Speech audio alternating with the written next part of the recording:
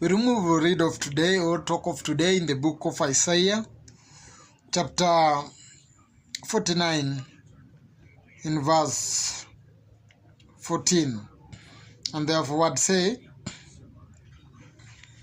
wewe Sioni, wasema, Mwenyezi Mungu ameniacha, hakika Bwana wangu amenisahau.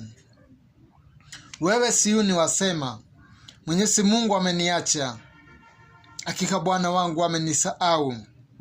Mbona mtu asungumuze maneno kama hii? Kwa sababu kuna kitu ambacho huwa kinaitwa pass of life, ama mapito ambao huwa mtu anapitia.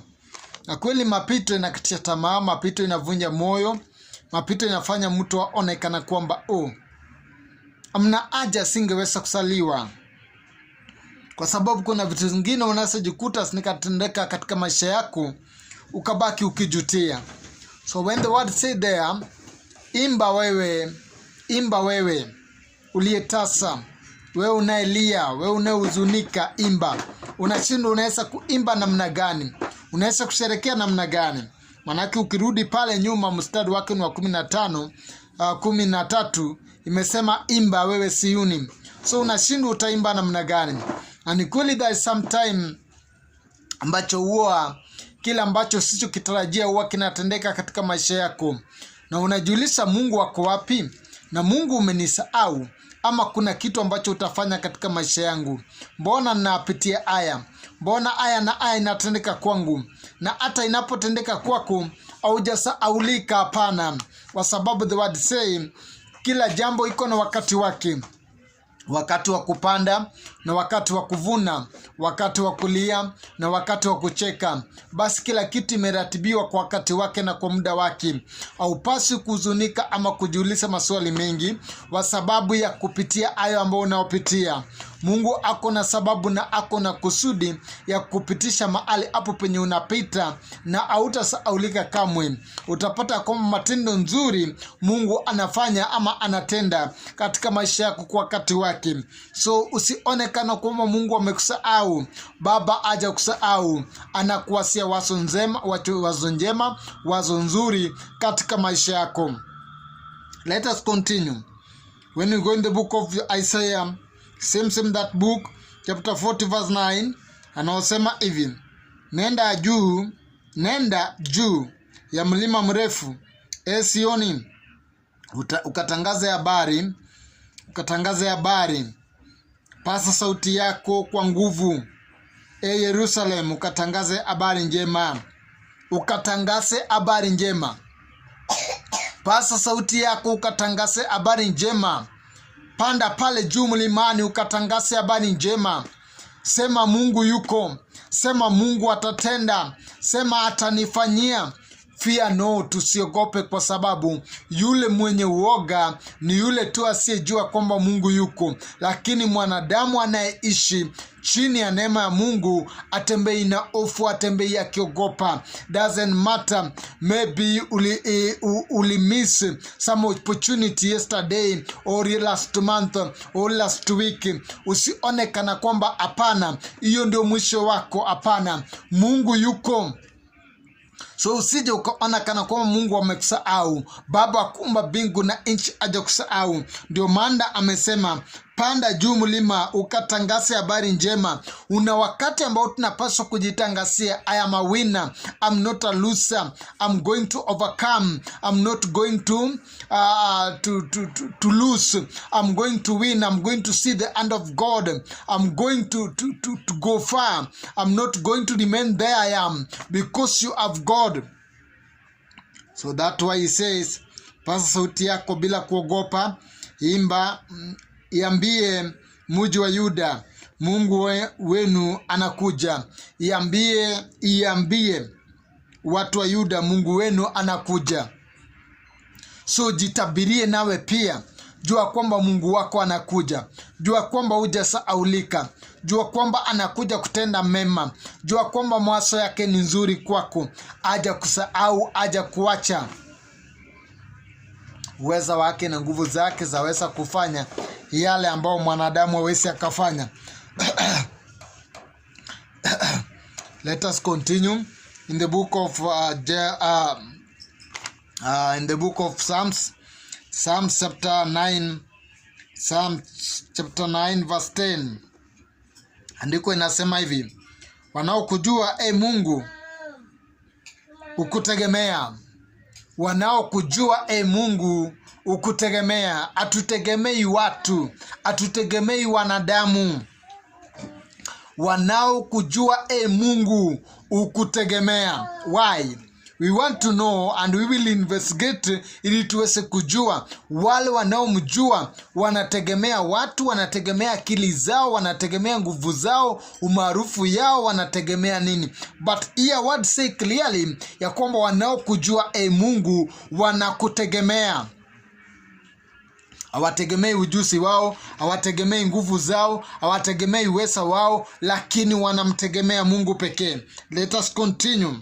Wanaokujua Mungu wanakutegemea. Wewe Mwenyezi Mungu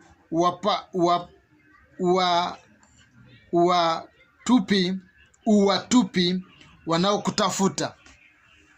Wewe Mwenyezi Mungu uwatupi wanaokutafuta. Hawatupi wale wanaomtafuta, uwatupi wanaokutafuta. That why haupaswi kusema kwamba Mungu amekusahau. Haupaswi kuona kana kwamba Mungu amekuacha. Haupaswi kuona kana kwamba haitendeki kwa wakati wako. Sasa Mungu amekuacha, amekutupilia. Wanaokujua Mwenyezi Mungu, wewe huwa hauwatupi, wewe huwa hauwachi.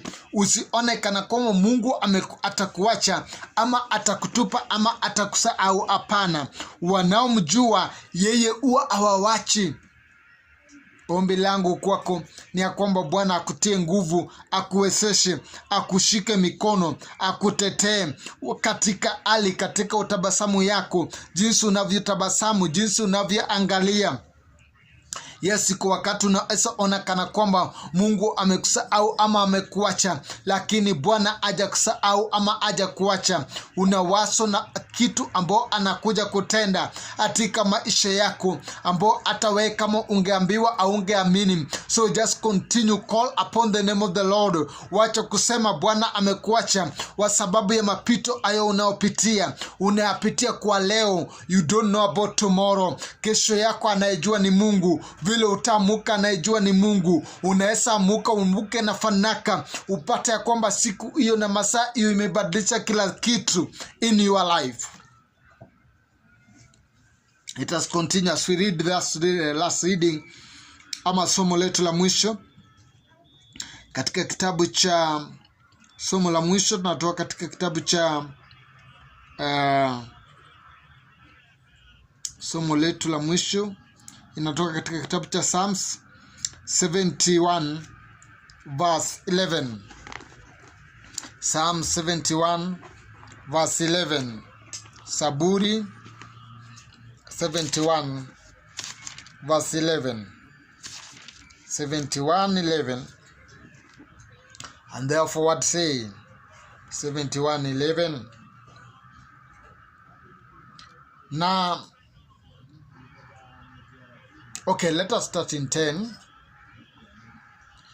Maana maadui zangu wanasema vibaya juu yangu, wanaovisia uhai wangu wanafanya mipango.